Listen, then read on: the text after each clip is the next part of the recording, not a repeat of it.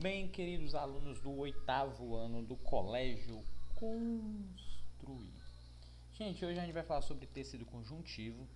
Nós vamos ver aqui algumas características desse tecido. Nós já vimos tecido epitelial, né?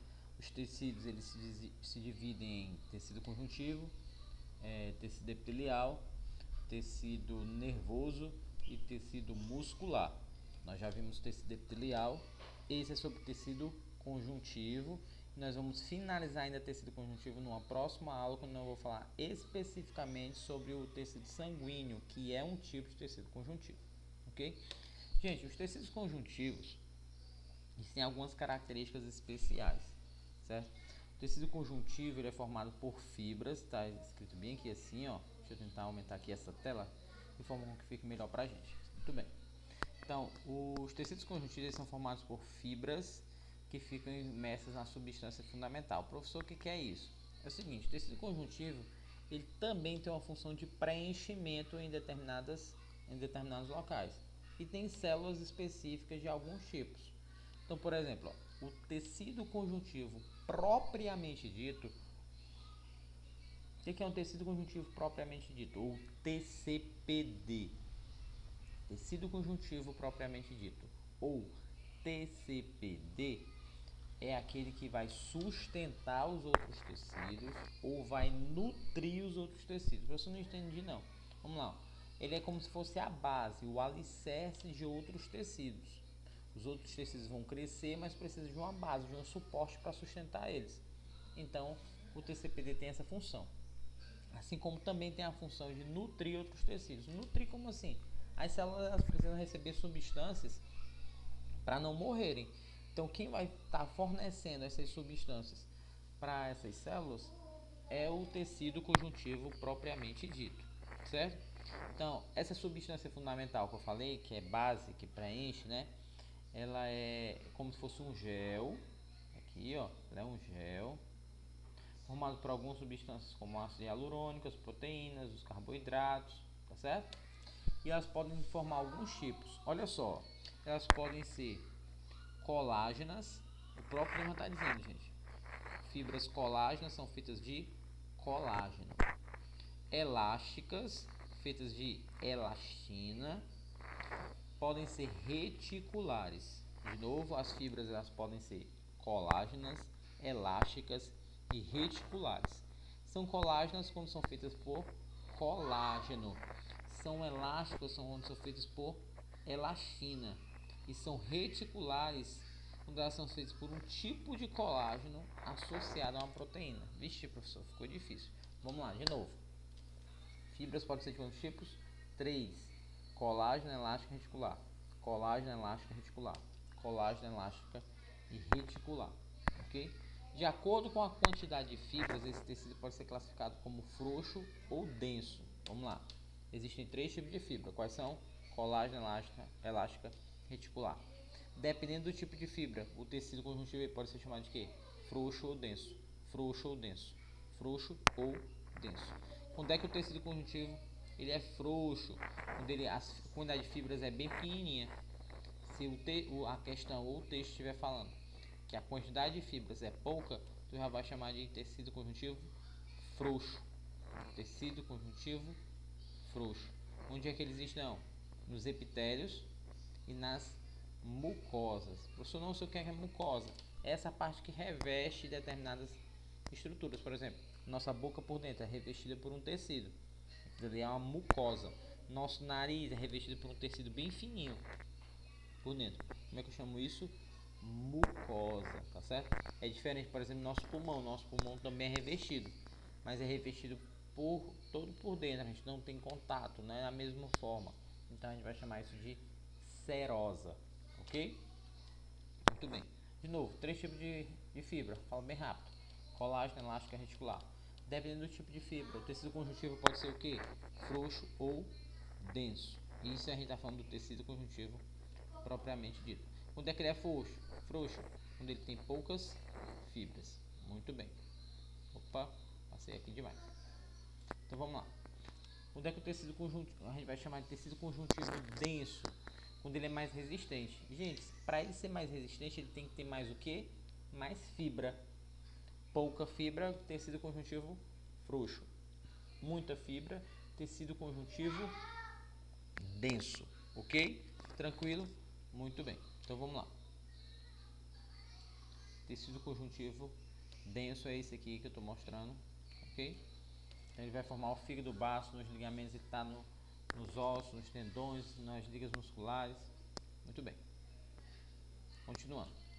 Tem um tipo de tecido conjuntivo ainda, gente, que é o tecido conjuntivo adiposo. Todas as vezes que vocês encontrarem esse nome, ó, adiposo, isso aí está relacionado com gordura, tá certo? Tecido conjuntivo adiposo está relacionado com gordura. Muito bem. Então, o tecido adiposo, gente, é rico em células gordurosas, que a gente vai chamar de célula adiposa ou de adipócitos. Por exemplo, nossa barriga é rica em tecido conjuntivo adiposo, tá certo? Para a maioria, né? Rico em tecido adiposo. Então, essas células do tecido adiposo a gente vai chamar de adipócitos. Cito significa célula e adipo vem de adiposo, então células gordurosas, ok? Adiposo, adipócitos, tecido conjuntivo adiposo. Vamos voltar para recapitular. Tecido conjuntivo propriamente dito, ele serve como base para sustentar ou nutrir outros tecidos. São formados por fibras. Quais são os 3 tipos de fibra? Esqueceram já, né? Colágena, elástica e reticular. Dependendo da quantidade de fibra. Se for pouca fibra, tecido conjuntivo frouxo. Se for muita fibra, tecido conjuntivo denso. Muito bem. Tecido conjuntivo adiposo, formado por adipócitos, gordura. Ok?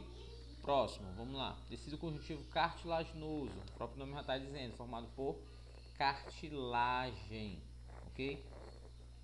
A célula do tecido cartilaginoso é chamada de condrócito. Lembra, cito é célula. Condro tem a ver com cartilagem, tá aqui, ó. Então, condrócitos são células cartilaginosas, originada por células jovens. Condroblastos, blastos tem a ver com síntese. Síntese. Blasto tem a ver com síntese, fabricação. Ok?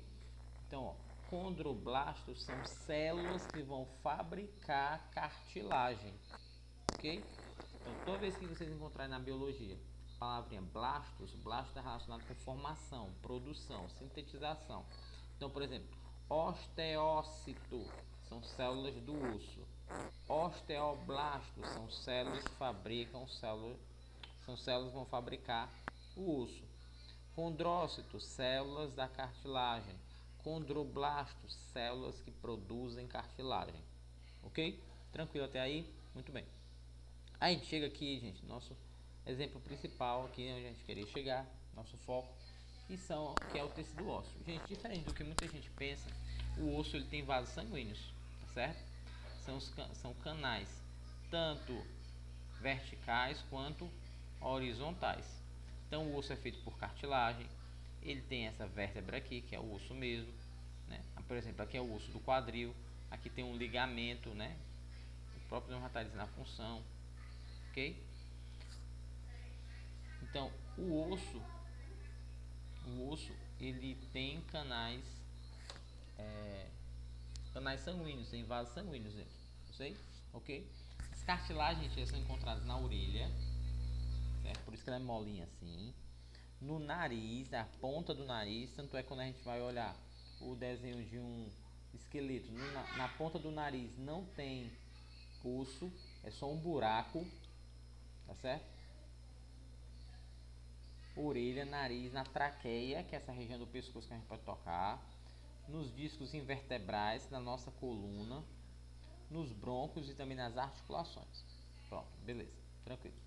A maior parte dos ossos longos e curtos é formada a partir de um molde de cartilagem. Tem um molde de uma cartilagem e esse osso vai preencher aquele local. Muito bem. Tecido conjuntivo ósseo, gente. O nome da célula do tecido conjuntivo ósseo? Osteócito. Quem é que fabrica essa matriz óssea? Osteoblasto. Ok? Como eu falei, os ossos eles têm canais sanguíneos, têm vasos sanguíneos. São os sistemas de Harvey aqui, ó. Tá vendo aqui, ó? Toda essa organização é conhecida como sistema de Harvard, tá bom? Então, dentro do vaso sanguíneo existem canais verticais e horizontais por onde passa o sangue. Vou até falar para vocês, ó. Dentro do osso é onde é produzido o sangue, numa região chamada de medula óssea vermelha. De novo, o sangue é produzido dentro do osso, medula óssea vermelha. Gordura também é produzida dentro do osso, medula óssea amarela. Lembra aquele osso que a mamãe cozinha aí no final de semana e dentro dele tem uma gordurinha que o pessoal chama de tutano? Então, o tutano é a medula óssea amarela. São células produtoras de gordura, por isso que a carga gordurosa e o colesterol é muito elevado naquela região. Então, o tutano é a medula óssea amarela, é onde é produzida gordura, certo? A medula óssea vermelha a gente não consegue visualizar ali, mas a medula óssea vermelha também existe dentro do sangue, só que não para produzir gordura, e sim para produzir o sangue, ok? Tranquilo? E esse último tecido, que é o tecido sanguíneo, a gente vai ficar para a próxima aula. Então, tranquilo, né, gente? Deu para ver aí, essa semana tá bem tranquila. O TDzinho trata a maioria das partes, a maioria das vezes. É sobre o tecido ósseo. E eu vou mostrar aqui só mais algumas curiosidades sobre o esqueleto para a gente finalizar, ok? Então vamos lá.